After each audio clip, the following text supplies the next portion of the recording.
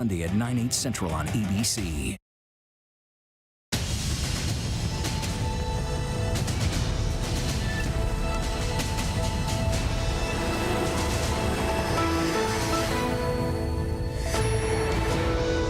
These are the 11 charges against Officer Roth. The first charge is felony murder. 41 minutes and 17 seconds. That's how long prosecutors say Rayshard Brooks cooperated with 2 Atlanta police officers while never appearing to be a threat. Now those officers are charged in connection with his death. His family is demanding justice. Let's not do something that is a token, half-hearted approach. From communities of color to call this a token process hurts my soul for my country. Tense moments in the halls of Congress, later leading to an apology after Senate Republicans unveil their plan for police reform. Is bipartisan legislation possible? Revisionist history. So many demanding that Confederate monuments be torn down. Our trip to the Deep South, where some say they're conflicted. Why they claim history should never be ignored, even if that history was America's darkest chapter. The ABC News exclusive. Martha Raddatz one-on-one with John Bolton.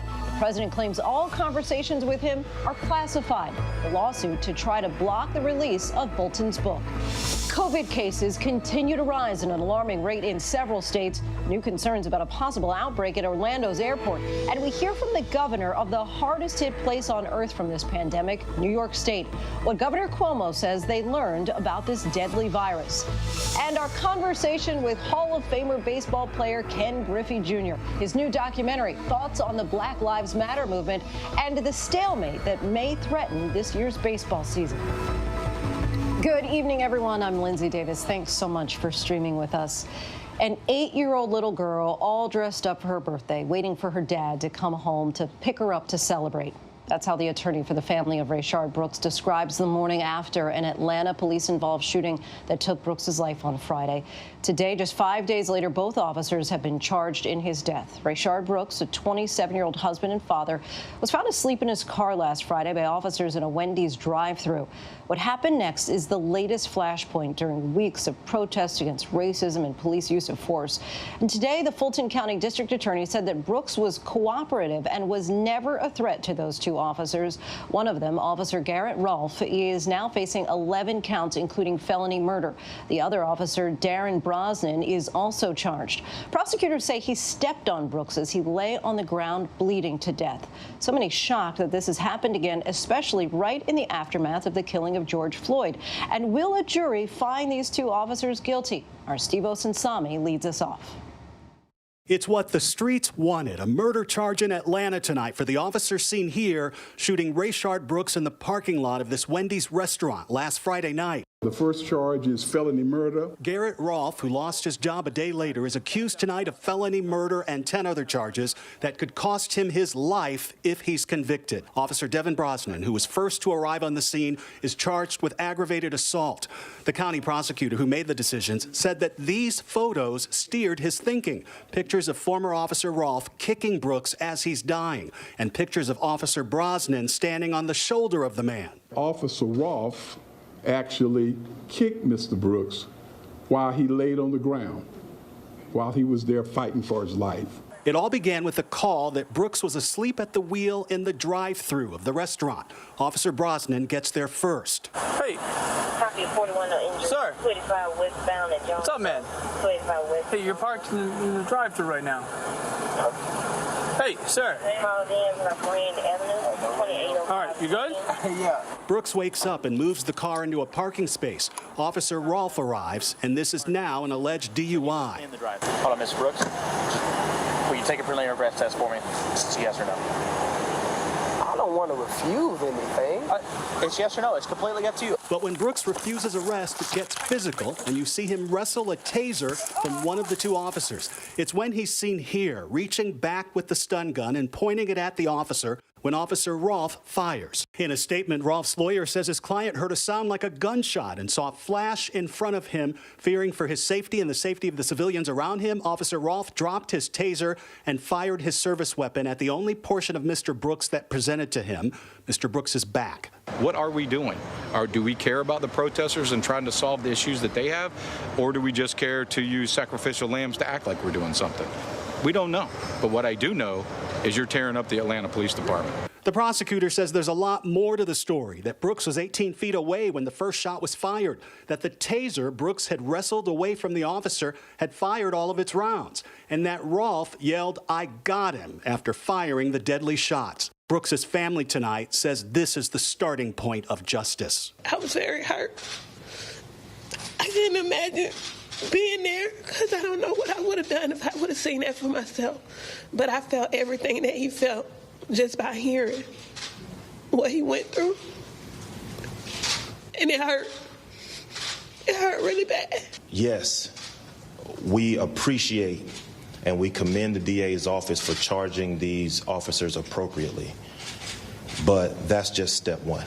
In the streets of Atlanta this evening and at the Wendy's restaurant that burned to the ground, protesters cheered and blocked roads. The two officers have until tomorrow evening to turn themselves in. And let's bring in Steve Osunsami now live. The DA today said that Officer Brosnan would testify against Officer Rolfe and become a state's witness, but that's now being refuted. Now, the attorney, that same attorney for that officer, now says that his client is not agreeing to testify against the other officer. He is not pleading guilty. He is not state's witness. He was very strong about that. And he says that his officer, his client, didn't even pull out his gun to use it. Lindsay? And in charging these officers, the prosecutor concluded that Brooks never posed a threat. Do we still expect that there will be questions about whether or not a stun gun is a deadly weapon as this case moves forward? Absolutely. I think that's going to be a big issue at trial. I think that they're going to show that picture to jurors of this young man who's running away, reaching back with something in his hand. That stun gun is definitely going to be an issue. The prosecutor says that the stun gun had fired all of its rounds, but it's all about what's in the state of mind of the man who is firing, the former officer who is firing. One other point, though, Lindsay, that I want to underline, something that was brought up today. The prosecutor also points out that the two officers never told this man why he was being arrested. They never said that they were putting him under arrest, according to the prosecutor. And there are some people who say that that's part of the reason why he resisted, and one of the reasons why he probably fought them is because they were trying to put him in a chokehold. Lindsay? Steve Osunsami, been on this from the beginning. We appreciate your reporting. Now to Washington, where Republicans have revealed their plans for police reform in response to nationwide calls for action. But Democrats say the plan doesn't go far enough. Let's bring in ABC News senior congressional correspondent Mary Bruce. So, Mary, tell us what's in the Republican plan that was unveiled today, and also how does it differ from what Democrats are pushing for?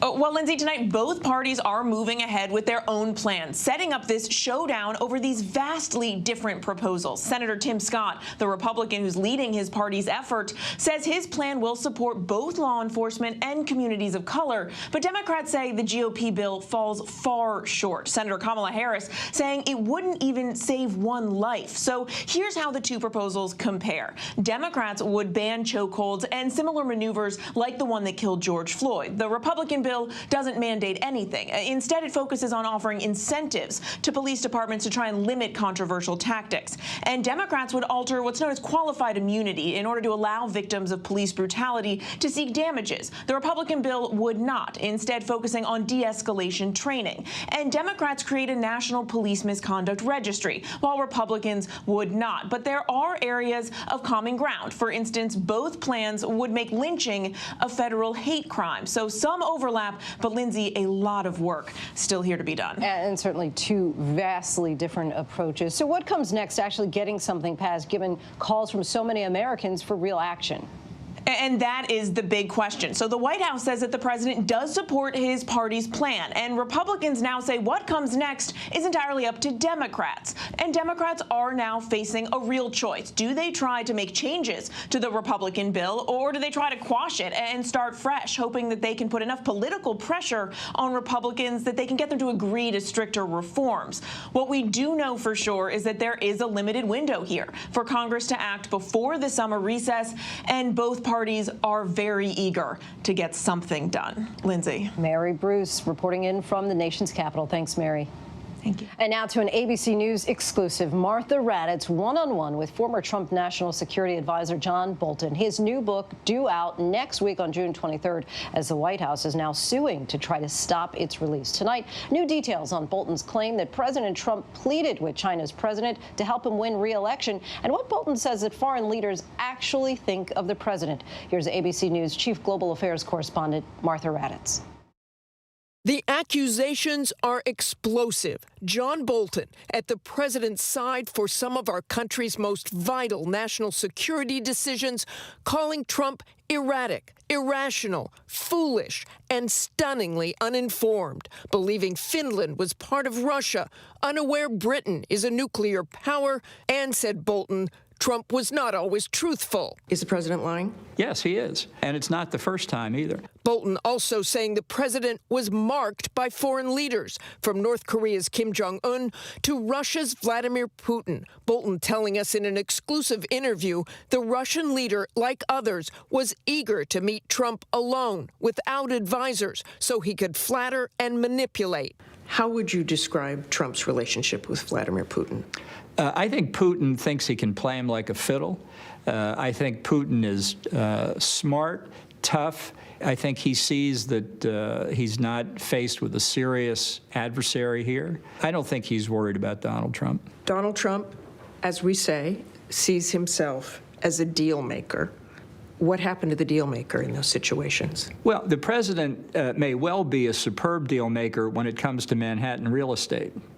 Dealing with arms limitation treaties on strategic weapons, dealing in many, many other international security issues are things far removed from his life experience. When you're dealing with somebody like Putin, who has made his life understanding Russia's strategic position in the world, against Donald Trump, who doesn't enjoy reading about these issues or learning about them, it's a very difficult position for America to be in. Bolton was criticized for not testifying during the president's impeachment last year, saying now it was because the focus was too narrow and politicized, and that Congress should have investigated Trump for additional possible impeachable offenses, charging that Trump attempted to intervene in criminal probes with foreign adversaries as personal favors to dictators he liked. In his new book, out June 23rd, and in our interview,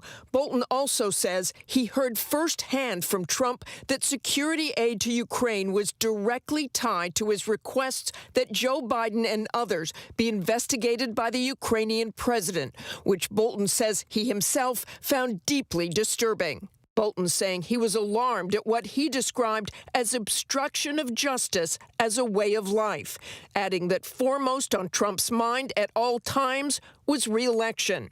I am hard-pressed to identify any significant Trump decision during my tenure that wasn't driven by re-election calculations.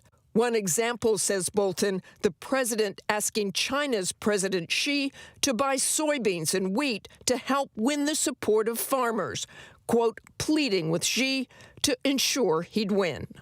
And Martha Raddatz joins us now. Martha, so many Americans want to know, why did Bolton wait until after Congress investigated to give his account?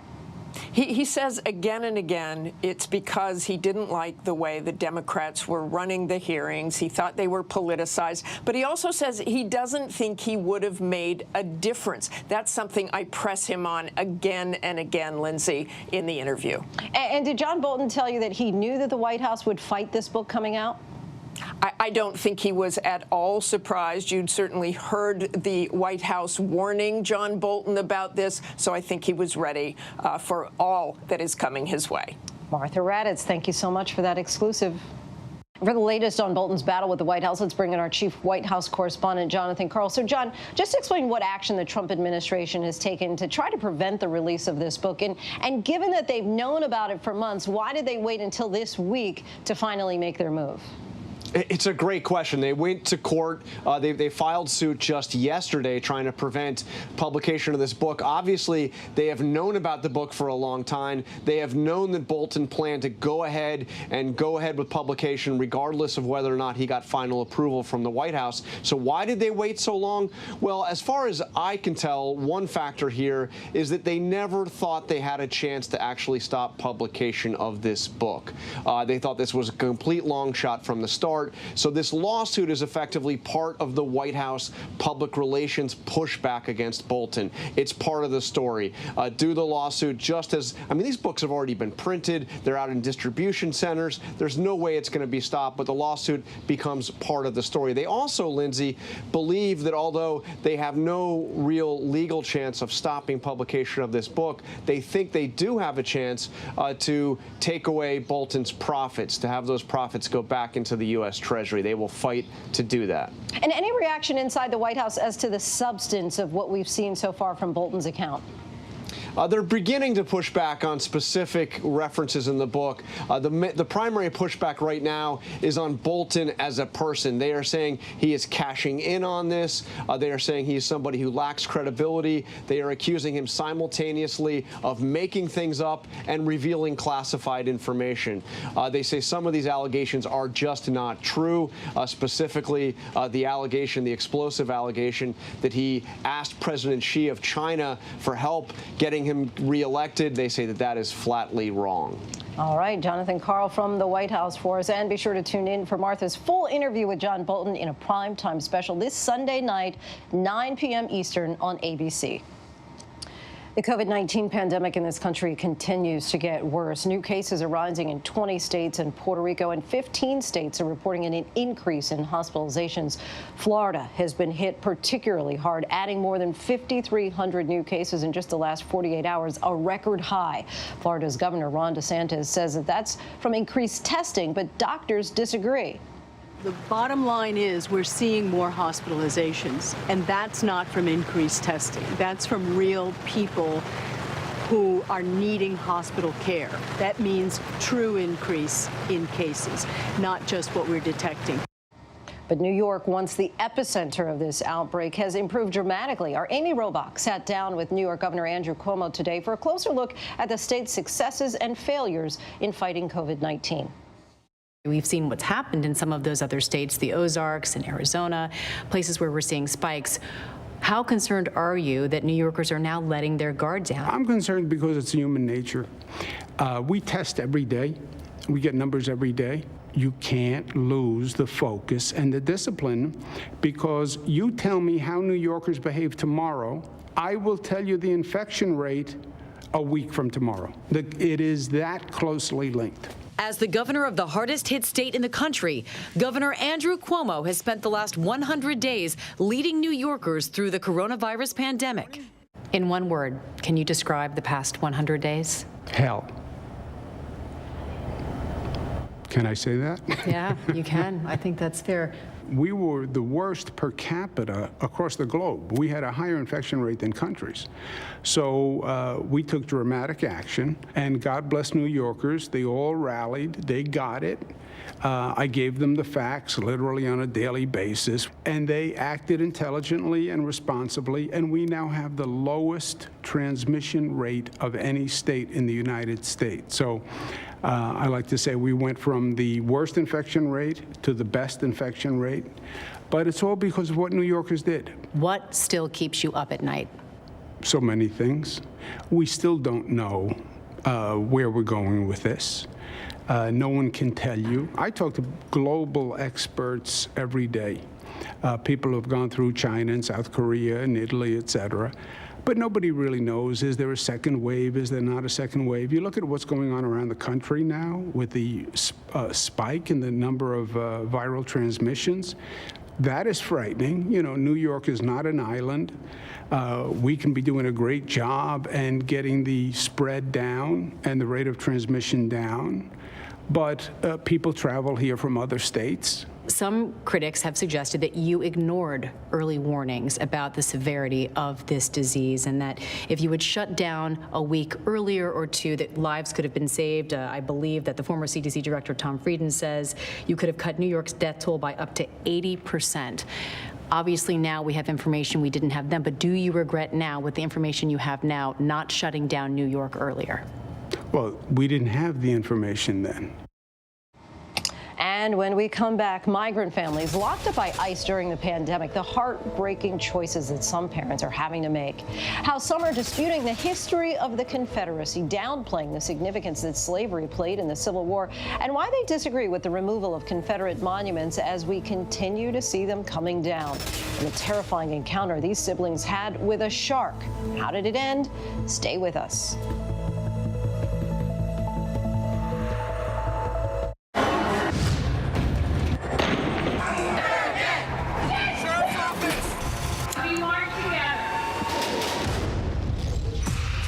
Powerful stories of our time, anytime.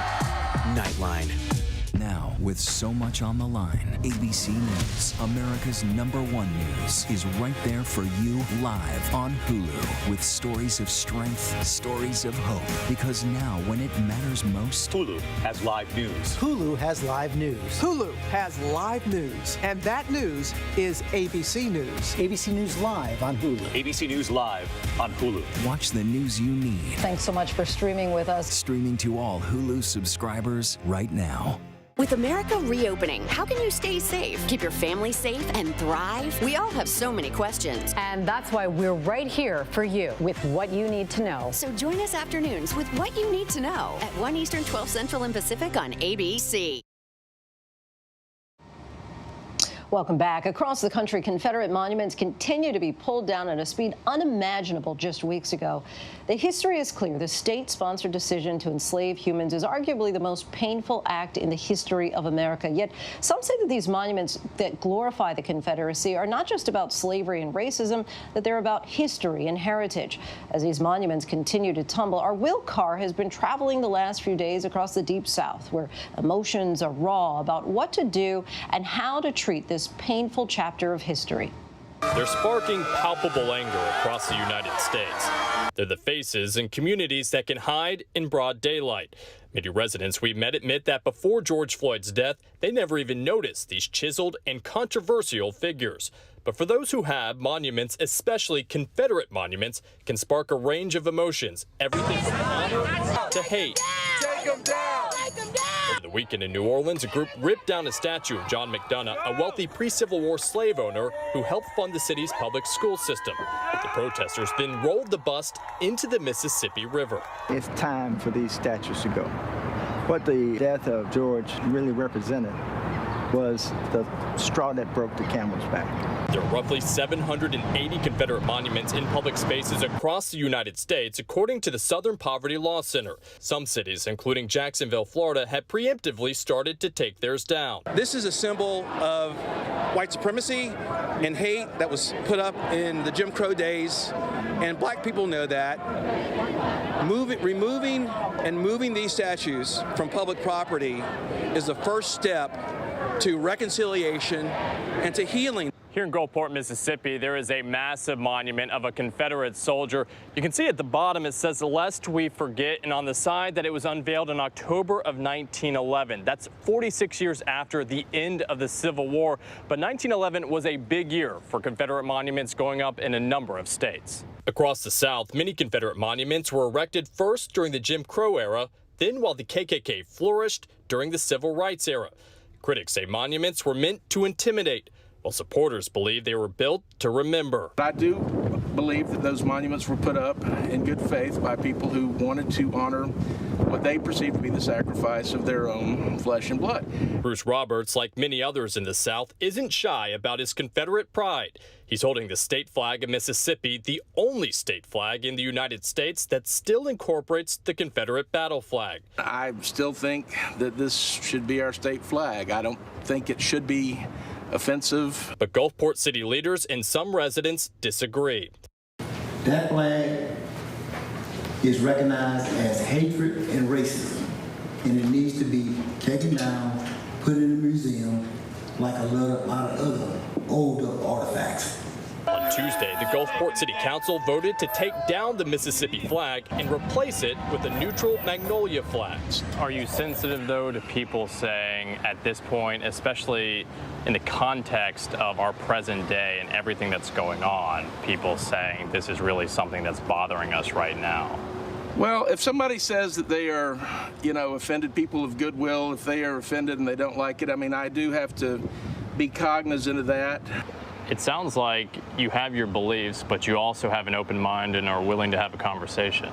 I realize that yes, and part of the conversation is that we would like the true history of the South and, frankly, of the Confederacy to be known and to be explored. Supporters like Bruce believe the legacy of the Confederacy is being turned into one based on hate and racism, even though the facts are clear that the Confederacy fought in large part to keep black men, women, and children enslaved.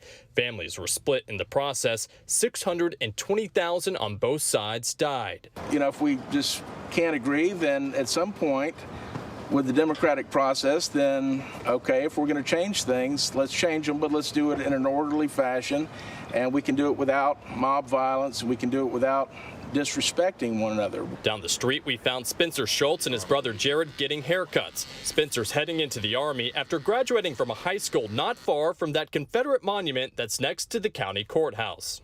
I think statues kind of idolize those figures. And I don't think we should idolize people that own slaves. It shouldn't really be outside. It should be somewhere to memorialize at least soldiers, but not what they stood for. But proving this isn't a so-called black and white issue, Avery Sullivan says he's fine with the monument. To me, it's just a part of our history, so it really doesn't bother me that much. It's not about that. It's about the people. It's a debate striking cities across the country. In Mobile, Alabama, city leaders just ignored state law when they decided to take down a statue of a Confederate naval officer, sparking anger from members of the Sons of Confederate Veterans, a nonprofit made up of descendants of Confederate soldiers, including Arnold, a veteran himself who didn't want to give us his last name. If you would speak to veterans of different wars, not that they would have the same political or social views or opinions, but most of us, I do believe, I'm not speaking for anyone but myself, but I believe most of us respect the dignity and honor of the other service. When you hear people say that the Civil War is linked to hate, linked to slavery, linked to oppression, you think what? Well, there wasn't a civil war. The war between the states was two democratic republics, one primarily industrial in its economic interest, one primarily agrarian in its economic interest. And when you hear people say that's linked to hate, why is the soil and the climate linked to hate?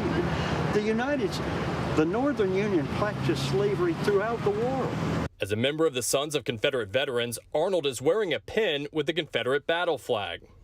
When Latvia declared its independence from the Soviet Union, if you looked out in that crowd, you'd see there's a Confederate battle flag. It's a symbol known around the world for people seeking freedom. But Dylan Roof also associated himself with the Confederate battle flag.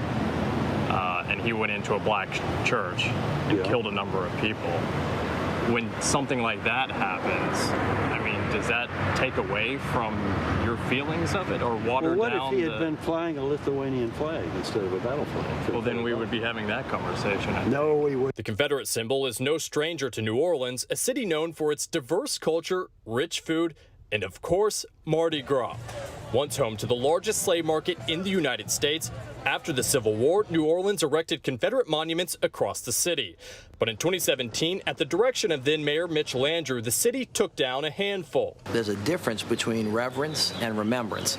We should always remember so that we never repeat. That's a whole lot different than using a prominent public space to revere people for doing something that, in my opinion, should not be revered.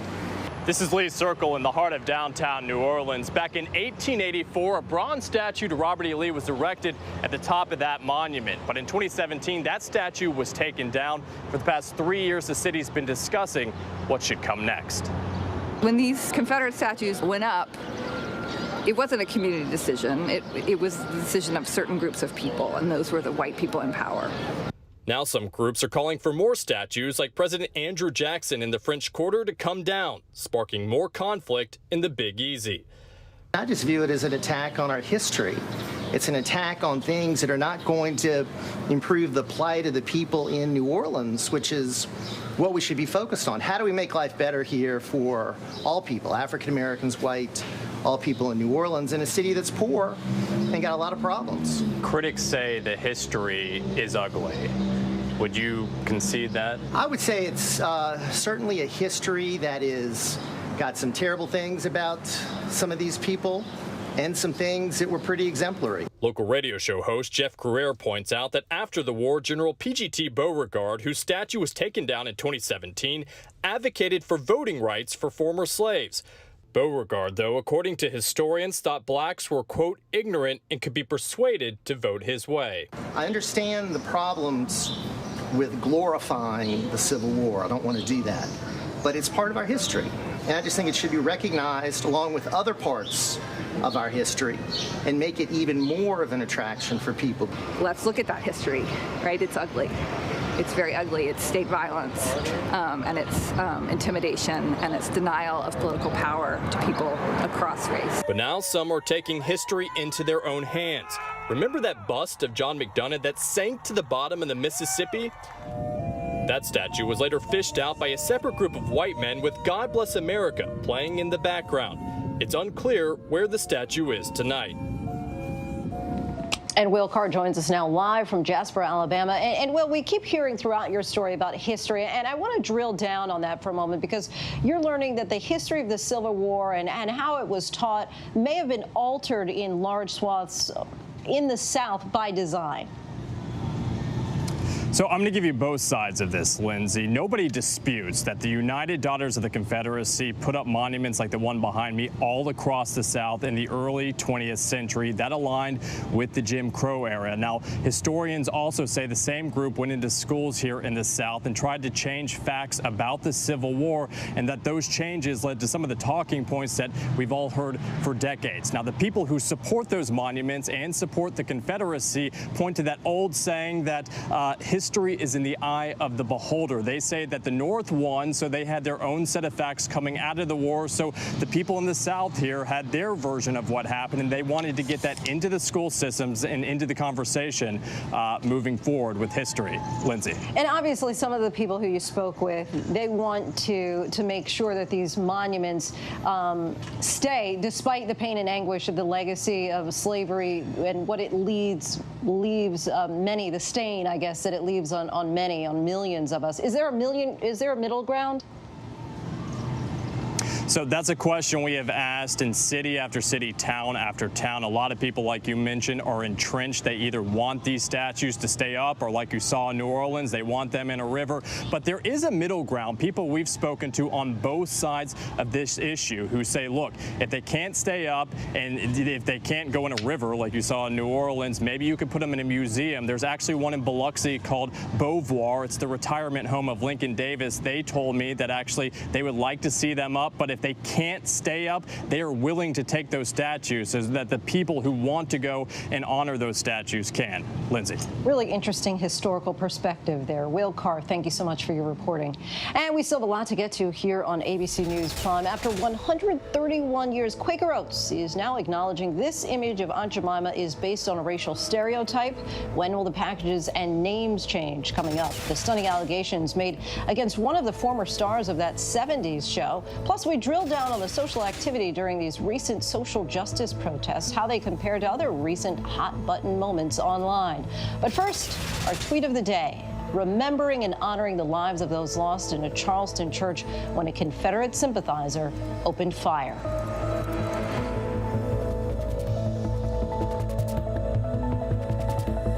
In times like these, the news-making events happen here. ABC News. President Trump meeting face-to-face with one of the world's most brutal dictators, Kim Jong-un. The president. Do you trust him? I do trust him, yeah. I think he trusts me, and I trust him. Ivanka Trump. I have to ask you about your emails. Your father had taken Hillary Clinton to task for this. There just is no equivalency. So the idea of lock her up doesn't apply to you? No. Comey. How strange is it for you to sit here and compare the president to a mob boss? Very strange. Michelle Obama. What do you wish you could tell your pre-White House self?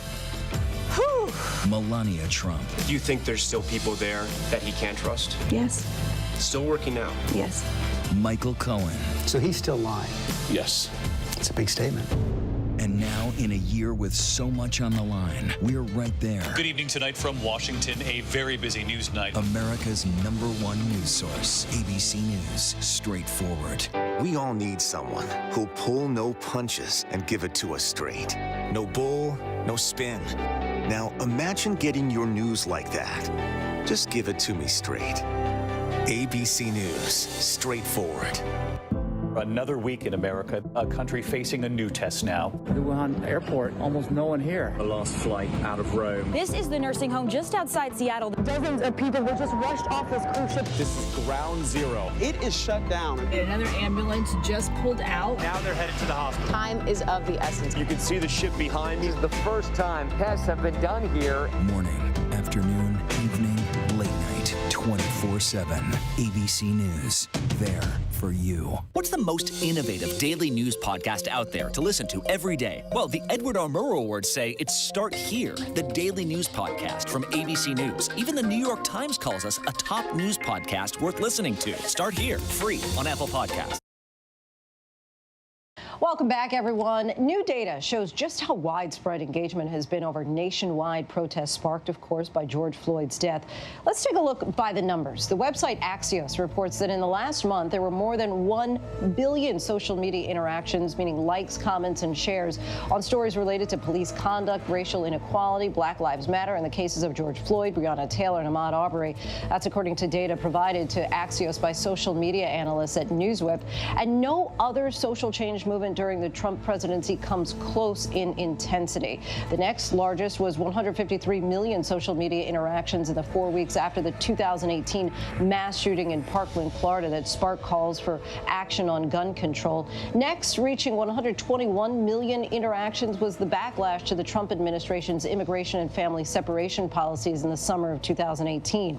The Me Too movement peaked at 44 million social media interactions in the weeks surrounding Brett Kavanaugh's Supreme Court confirmation back in September of 2018. While protest movements often fade, all 50 states have seen Black Lives Matter protests in recent weeks.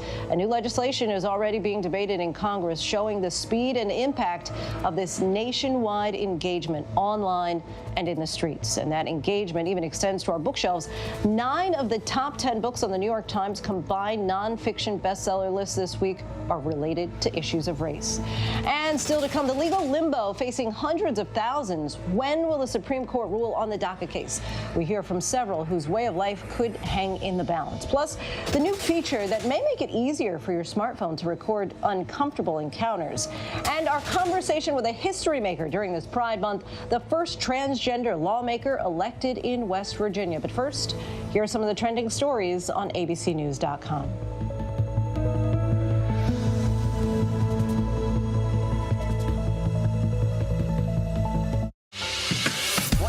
Right now, this is part of the eye wall. This procession of migrants goes back 2 miles. There is going to be catastrophic damage. This fire has made a run. You can see those flames shooting up into the sky. We are on the jam-packed red carpet. To the right, guys. So this is the 4th weekend of protest.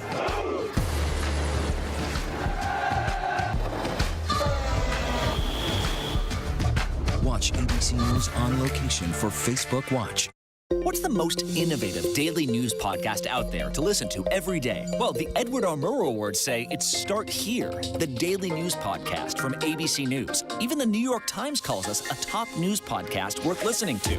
So if you like getting behind the biggest news stories of the day, inside all the details, the backstory, and what will happen next, then listen to Start Here, the daily news podcast from ABC News. It's like no other news podcast out there. Even the critics agree. Listen free on Apple Podcasts.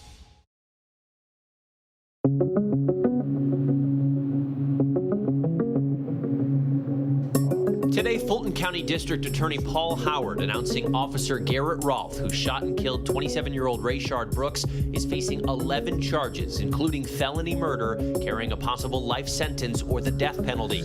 We concluded and considered it as one of our important considerations that Mr. Brooks never presented himself as a threat. The second officer, Devin Brosnan, is facing 3 charges, including aggravated assault. Senate Republicans introduced their plan for police reform, calling the Justice Act a way to remove what they called a false binary choice of supporting law enforcement or communities of South Carolina. Republican Senator Tim Scott of South Carolina says it's a bridge to make both possible by gathering law enforcement data. That data collection or the information is around making sure that when serious bodily injury occurs or death, that all that information is reported to the FBI. Today, only 40% of the departments report that information to the FBI. We want all that information because when we hear about the Breonna Taylor case in Louisville, Kentucky, we don't have any information around no-knock warrants. So for us to start a conversation with banning no-knocks doesn't sound like a solid position based on any data because we don't have that data. Terrifying moments caught on camera. 2 siblings were snorkeling in Australia when a large shark approached. The pair moved quickly in the opposite direction as the frightened sister can be heard screaming while her younger brother clutches a spear gun, which he fortunately did not need. The kid's mother writing on Facebook that the incident had them rattled, but that they'd be back out in the water again soon. Your smartphone might help you document an uncomfortable situation. Tell Siri you're getting pulled over and your phone will start recording. You just have to turn on the feature yourself. And when you activate that voice command, any music you're playing is paused, the brightness turns down, do not disturb mode is enabled, and video recording begins. It also sends a message to a pre-designated contact telling them your location and letting them know you've been pulled over. Welcome back. Tonight, that 70s show actor Danny Masterson has been charged with raping 3 women. Authorities in L.A. say that the 3 rapes happened between 2001 and 2003, and all in Masterson's Southern California home. The actor is best known for his role as Hyde on that 70s show. In a statement to ABC News tonight, Masterson's attorney says he is innocent and called the allegations false. If found guilty, Masterson could face life in prison. Tonight, nearly 700,000 dreamers sit in legal limbo, and they have been for months, anxiously waiting for the Supreme Court to weigh in on whether President Obama's executive order back in 2012 creating the program was constitutional. The Deferred Action for Childhood Arrivals, or DACA, executive order granted people who came into the country illegally as children a reprieve from deportation along with work permits. Roughly a dozen days already this year, they've woken up wondering if this might be the day that the Supreme Court would decide their fate. Tomorrow will once again be one of those days. We caught up with several DACA recipients to get their thoughts on this nerve-wracking time period. We're very worried about the decision that is going to be made tomorrow, as this is really going to decide how our future lives will continue to go on. DACA has been able to provide us with many of the opportunities that we currently have. DACA has provided me great opportunities, from getting my driver's license, from letting me work on the books and get a job, and helping me pay my bills. If the DACA program was to be terminated, I wouldn't have any idea on what to do, honestly. Really, the DACA program has been able to provide me a future in this country that it has practically really been my whole life. I don't know any better as far as if I were to go back to my country, I wouldn't know what to do. I have mixed feelings about tomorrow. I'm worried and I'm optimistic, but I'm confident that they will do right by me and the 700,000 other DACA recipients in this country. My mother is quite worried with what could happen to me if the Supreme Court decides to overturn DACA. She tells me that I'm more American than I am Mexican. So she worries that a life for me in Mexico could be very hard. To my fellow DACA recipients, I would like to remind you all that it is imperative that we keep our heads held high and we keep striving to show this country how much we deserve to be here. I am feeling very concerned, anxious. I am feeling very hopeful as well about tomorrow's DACA decision. DACA has helped me to pursue a better life for myself, for my daughter, and my family. I think it's time to act. It's been 8 years. It's time that we bring something permanent to the table for dreamers and their families and just all immigrants across the board.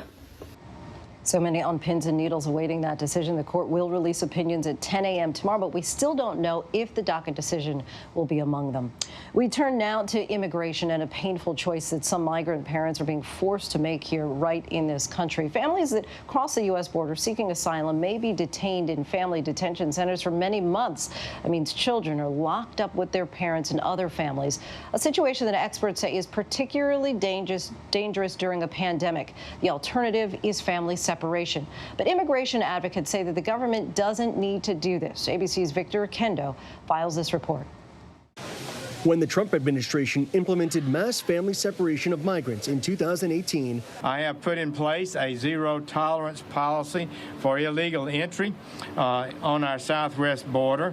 If you cross the border unlawfully, then we will prosecute you. If you are smuggling a child, then we will prosecute you. And that child may be separated from you. It shocked and infuriated so many around the world. We remember the heartbreaking scenes, children in cages, families ripped apart so that authorities could lock up the adults. The policy was eventually revoked, and now 2 years later, amidst the global pandemic, some migrant parents have to make the uncomfortable choice to either stay locked up in a family detention center with their children while they await asylum hearings, or release their children to sponsors while they remain in detention. Every single family who was asked this question by the ICE officers said that they absolutely did not want to be separated from their children. Andrea Meza is a lawyer for Raíces, a nonprofit providing legal services for immigrants. She says the whole family should be released, not just the children, especially during a pandemic. They were very scared, and they knew that we were trying to get them out of detention because of the grave risk that they and their children were in being in detention during a global pandemic. For them to be brought into these meetings with ICE officers and just told point blank, do you want to stay in here indefinitely with your children? That was just a huge shock, an insult and a shock, and brought such fear to these families. We spoke with a man who doesn't want to be named for fear of retribution. He's being held in the Carnes Family Detention Center in Texas with his 5-year-old son. They made the journey from Honduras. He says his life was threatened. 4 months later, he still awaits asylum hearings. Have you and your son been separated at any point? Did they offer you some kind of long-term separation? ¿Han sido separados usted y su hijo? ¿Les ofrecieron separarlos a largo plazo? Sí, hace como unas 2 semanas los de ICE querían que firmara un papel para que nosotros separáramos de nuestros hijos, pero eso no lo aceptamos nosotros, pues. Can you explain what that was like? Nos dijeron que firmáramos un papel para dando autorización a nosotros para que nuestro hijo se quedara con con el que los iba a recibir y nosotros aquí encerrados, pero no pudimos aceptar separados de nuestros hijos. Detention is having a profound impact on his son, he says. Pasa triste y a veces no quiere comer, se le va el apetito y me pregunta que por qué estamos detenidos, qué delitos hemos cometido, pero pues no tengo nada mucho que preguntarle, yo solamente le digo que esto es así, pues, y que algún día vamos a salir de aquí. He tells us the pandemic has not made things easier. According to organizations that advocate for asylum seekers, immigrants coming to the U.S. were told that their children could be released to help prevent the spread of COVID-19, but that the parents could not be released with their children. In Carnes detention facility, TVs were turned off so that asylum seekers weren't up to date with news pertaining to COVID-19, and some parents were asked by ICE if they considered giving up their kids for adoption or foster care. In a statement to ABC News, ICE said it's not forcing families to separate and their procedures have not changed during the pandemic. ICE's decision to dig their heels in and pretend that this is business as usual is so dangerous right now because of the fact that we're in a global pandemic. COVID numbers are going up right now. They're going up in Texas. It's a ticking time bomb. Victor Okendo, ABC News, Miami. June is, of course, Pride Month, a time to reflect on progress in the LGBTQ community and recognize those who have fought for increased equality and visibility. Last week, Rosemary Ketchum was elected to Wheeling, West Virginia's City Council, becoming the first ever trans elected official in the state of West Virginia. And Rosemary joins us now. Thanks so much for being here, and congratulations on your win. Hi, Lindsay. Thank you so much for having me. So when you won the election, you posted a video on Twitter saying that you didn't run for office to make history. You ran for office to make a difference, but certainly history has been made. What does this position mean to you? It means so much to me. I find so much love in the city of Wheeling, and we call ourselves the friendly city. And it matters so much to me because so many folks are surprised that a trans candidate could win in a place like West Virginia. And I say that I don't think there is another place better suited for trans folks to run and for LGBT people to be part of their communities. Wheeling, West Virginia has issues with opioid addiction and homelessness. You say that you're qualified to help solve those kinds of problems because of your past work running a local mental health facility and your own family's personal experience with homelessness. What kind of policies do you hope to implement?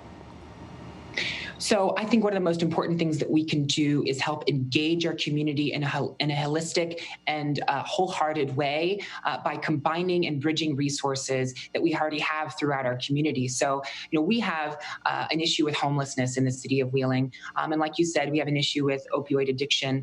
And not too long ago, we lost a hospital in the city of Wheeling that was an enormous footprint and resource for folks who are experiencing homelessness and addiction and mental health crisis.